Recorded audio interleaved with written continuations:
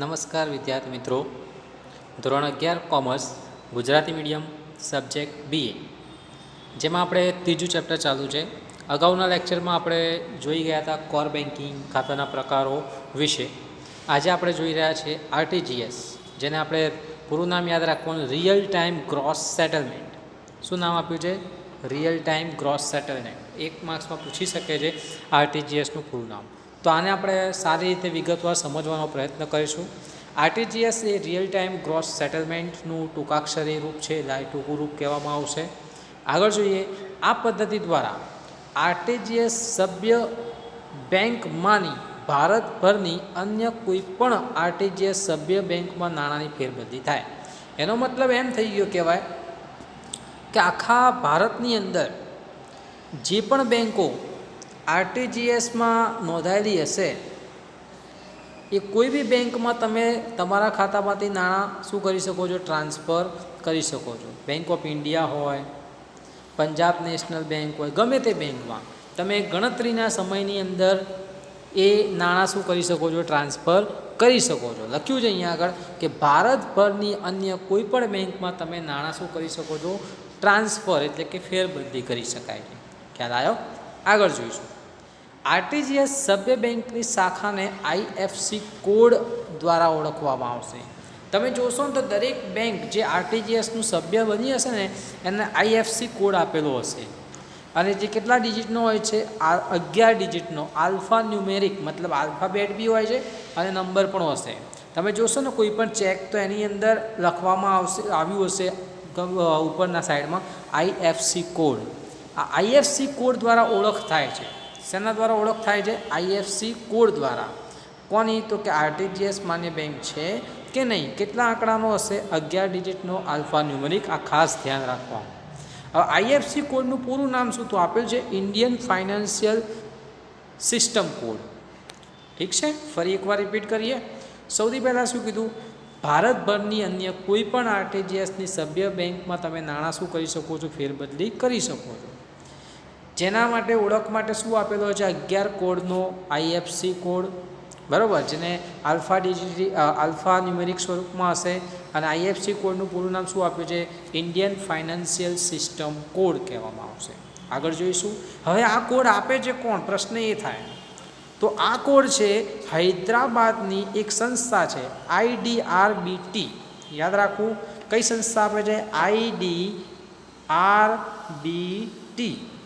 એનું પૂરું નામ institute four development and research on banking technology. આ સંસ્થા દ્વારા એ IFSC કોડ આપવામાં આવશે. બરાબર, શું આપવામાં આવશે? IFSC કોડ IDRBT દ્વારા આપવામાં આવશે. અને IDRBT ક્યાં આવેલી છે? હૈદરાબાદમાં. ફરી એકવાર રિપીટ કરીએ. ભારતની અન્ય કોઈ પણ બેંકમાં તમે નાણાં ટ્રાન્સફર કરી શકો છો. જેના માટે શું આપેલો હશે? IFSC code. કેટલા ડિજિટનો હશે? 11. કોણ આપશે? IDRBT આપતી હોય છે. એના પછી આગળ જોઈએ. આ પદ્ધતિમાં એટલે કે RTGSમાં રિયલ ટાઈમ એટલે કે તે જ સમયે, શું કીધું છે? રિયલ ટાઈમ એટલે શું કહેવાય? તે જ સમયે ક્રોસ સેટલમેન્ટ એટલે કે વ્યવહાર અનુસાર નાણાં જમા કે ઉધાર થાય. એ જ સમયે જેવું કરશો ને એવું તે જ સમયે સેટલમેન્ટ થઈ જશે. વ્યવહાર જેના ખાતામાં જમા કરવા હશે ત્યાં જમા થશે, અને ઉધાર કરવા હશે ત્યાં ઉધાર થઈ જશે. આ પદ્ધતિમાં નાણાંનો રોકડ વ્યવહાર થતો નથી, સીધા તમારા ખાતામાંથી પેલાના ખાતામાં ટ્રાન્સફર થાય છે. તેથી ગ્રાહકને લાભાર્થી બંનેના બેંકમાં ખાતા હોવા જોઈએ. કારણ કે એકના ખાતામાંથી બીજાના ખાતામાં જાય પણ બંનેના ખાતું તો હોવા જોઈએ ને. કોના કોના? તો કે ગ્રાહકનું ખાતું પણ હોવું જોઈએ અને લાભાર્થી બંનેના ખાતા હોવા જોઈએ. રિઝર્વ બેંક ઓફ ઇન્ડિયા દ્વારા RTGSમાં 2 લાખ કે તેથી વધુ રકમ જમા કરવાની સેવા આપી છે. યાદ રાખવું આ કે RTGSમાં કેટલી રકમ જમા કરી શકો છો?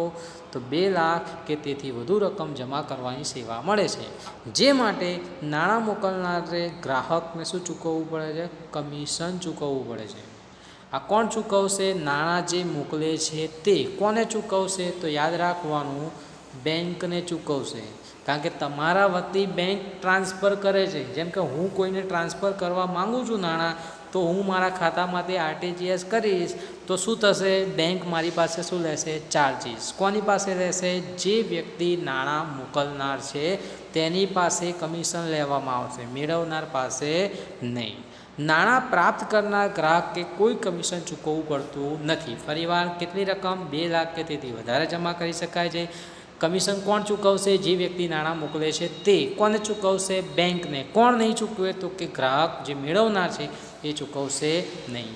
આ વ્યવસ્થામાં ગ્રાહક તરફથી સૂચના મળે એટલે રકમ તેના ખાતામાં ઉધાર અને તેના જણાવેલ વ્યક્તિના ખાતામાં શું થશે? જમા થતી હોય છે. બરાબર. એના પછી આગળ જોઈએ. હવે એવી રીતે બીજો એક ટોપિક આવે NEFT, national electronic fund transfer. પેલું શું જોઈએ કે આપણે? RTGS, real time gross settlement. અત્યારે આપણે જોઈ રહ્યા છીએ એનઈએફટી. પહેલાંમાં કેટલી રકમ હતી? 2 લાખ કે તેથી વધારે. જોઈશું આપણે. એનઈએફટી એ નેશનલ ઇલેક્ટ્રોનિક ફંડ ટ્રાન્સફરનું સંક્ષિપ્ત રૂપ છે. યાદ રાખવાનું, એનઈએફટીનું પૂરું નામ નેશનલ ઇલેક્ટ્રોનિક ફંડ ટ્રાન્સફરનું પૂરું નામ છે. આગળ જોઈશું.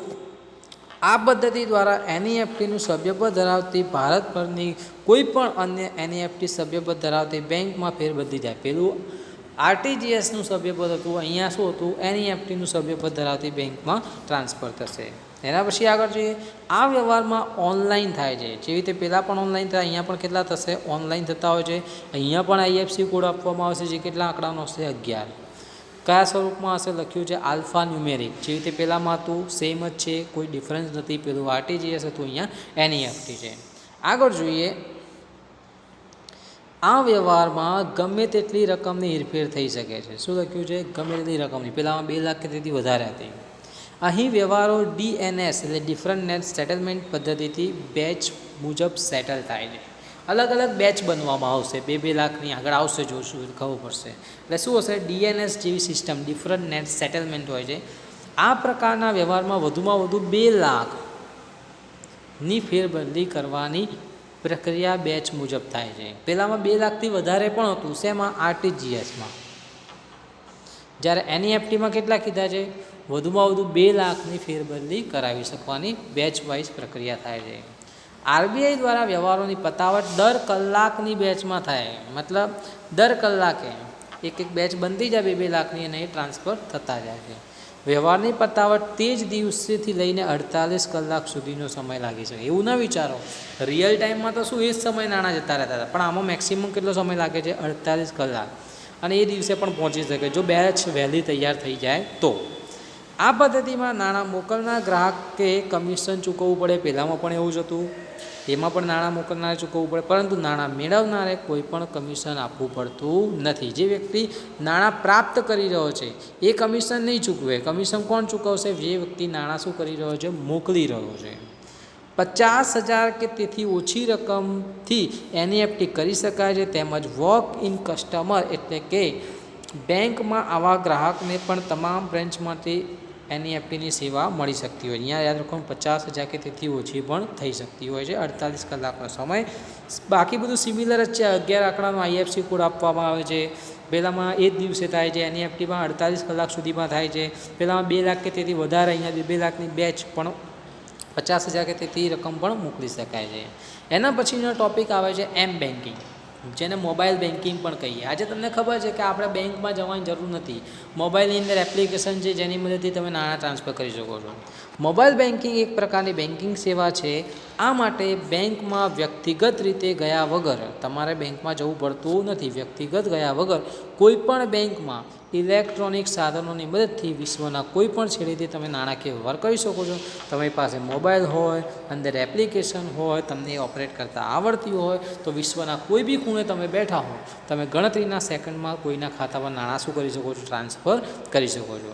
આ માટે ઇન્ટરનેટનું જોડાણ ધરાવતો શું હોવો જોઈએ? મોબાઈલ હોવો જરૂરી રહેતો હોય છે.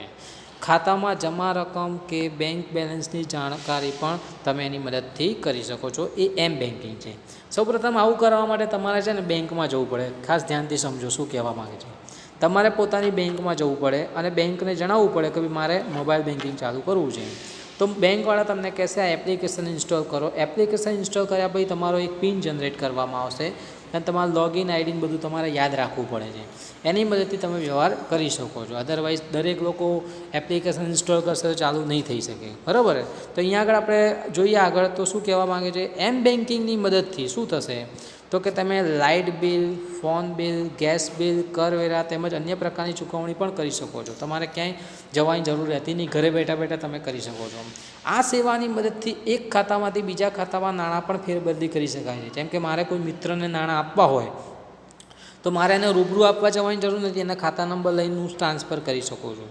આ પ્રકારની સેવા પ્રાપ્ત કરવા માટે બેંકને અરજી આપવી પડે. હમણાં જ મેં કીધું કે બેંકમાં જવું પડે, બેંકને અરજી આપવી પડે. બેંક શું કરશે, મોબાઈલ બેન્કિંગ માટે લોગિન આઈડી અને પાસવર્ડ આપશે. તમને શું આપશે, લોગિન આઈડી અને પાસવર્ડ. મોબાઈલ બેન્કિંગની સેવા માટે સલામતી રાખવી ખૂબ જ આવશ્યક ગણાય છે, કારણ કે જો તમારો પાસવર્ડ, લોગિન આઈડી જો કોઈને ખબર પડી જાય તો પછી એનો મિસયુઝ પણ થઈ શકે છે. એના માટે તમે ને માત્ર તમે જ જવાબદાર રહી શકો છો. કોની મદદથી, એમ બેન્કિંગની વાત થઈ રહી છે. શું કીધું, મોબાઈલ બેન્કિંગ છે, તમે ખાતામાં નાણાં જમા બી કરી શકો છો, તે ઉપરાંત લાઇટ બિલ, ગેસ બિલ, કરવેરા બી ચૂકવી શકો છો. તમારે બેંકમાં જઈને અરજી કરવી પડે, તમને લોગિન આઈડી મળશે અને સલામતીથી તમે વ્યવહાર કરી શકો છો, બરાબર. તો વિદ્યાર્થી મિત્રો, અહીંયા આગળ મેં તમને આજે શું સમજાવ્યું, સૌથી પહેલાં મેં તમને સમજાવ્યું છે RTGS, real time gross settlement. પછી મેં તમને સમજાવ્યું NEFT, national electronic fund transfer. એ પછી મેં તમને સમજાવ્યું મોબાઈલ બેન્કિંગ. તો વિદ્યાર્થી મિત્રો, અહીંયા આશા રાખું છું કે તમને આ જે સમજાવ્યું છે બધું ખ્યાલ આવી ગયો હશે. તો એને સારી રીતે સમજી લેવું અને આપણે જે પીડીએફ છે જેમાંથી આપણે સારી રીતે લખી દેવું, જેથી આપણને હજી સારી ખબર પડી શકે છે. Thank you very much.